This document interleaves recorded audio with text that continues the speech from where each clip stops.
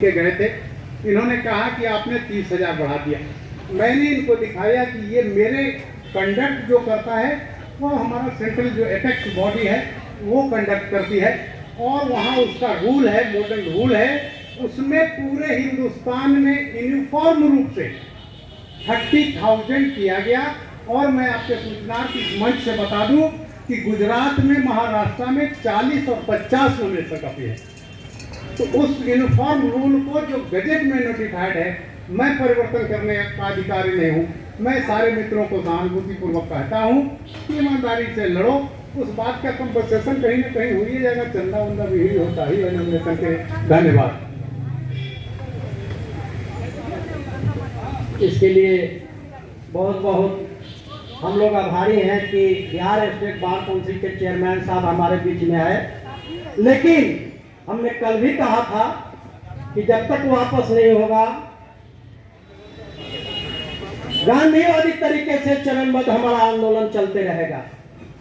या आपका फीस वही रहे या और बढ़ा भी दीजिएगा, जिनको नॉमिनेशन करना लड़ना हो लड़ेंगे, लेकिन जो गलत हुआ है उसका हम विरोध करेंगे। हम आभारी हैं कि आप हमारे बीच में आए, लेकिन हम तो अभी कह रहे थे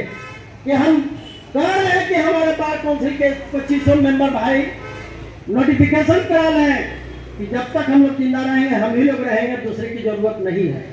पैसे को क्यों मार रहे हैं?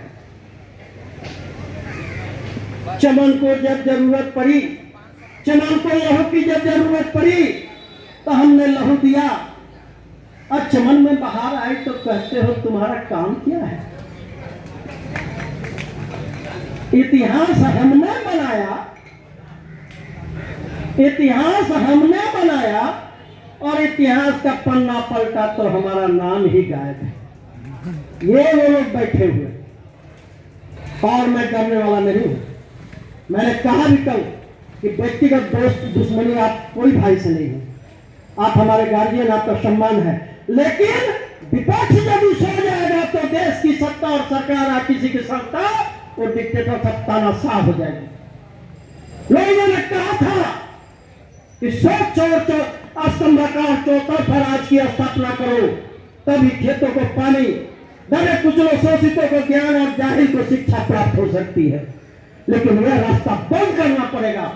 अंग्रेजों की काला कानून की तरह यह कानून को वापस लेना पड़ेगा, नहीं तो चुनाव हो भी जाएगा तो न्यायपालिका तक जा करके हम इसको रद्द कराने का काम करेंगे। हमारे पूरे बिहार नहीं, पूरे देश के वकील भाई तंग कर लिया। हमारे माननीय चेयरमैन साहब ने कहा कि महाराष्ट्र में 50,000 हो गया, गुजरात में 40,000 हो गया। अरे भाई, जाकर महाराष्ट्र के हाई कोर्ट में जाइए, एक बेल कराने के लिए तो 1 लाख फीस है। यहाँ हमारा गरीब गुरुआ बिहार गरीब है, यहाँ का हमारा जनता आती है तब गिरगिराते हुए हाथ पर पकड़ते हुए सर 5,000 है, 6,000 है, 10,000 है। गरीब गुरुआ का वकील भी उसी समाज से आता है, उसी वर्ग से गरीबी से आया है। वही 5,000, 6,000, 10,000 लेकर के 20,000 लेता है। बहुत होगा 20,000 लेते हैं।